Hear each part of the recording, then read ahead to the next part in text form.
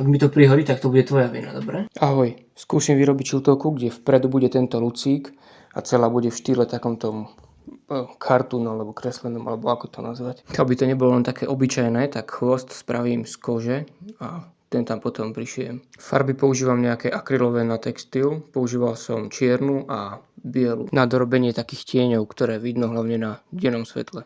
Teraz prichádza na tá najhoršia časť, keď budem musieť toto prišiť sem. A pri mojich šiacich schopnostiach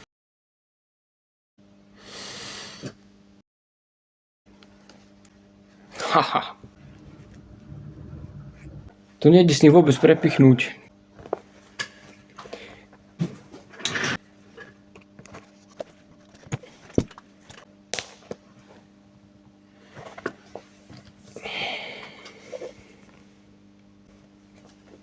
No dobre, tak ihla sa mi zlomila, tak to došijem potom. Drží to. Aspoň ako tak. Ja to potom došijem. Je to zašité, drží to, nič nehovor. No a nakoniec to už len zažehlím. Tento brombolec mám ako zažehliť.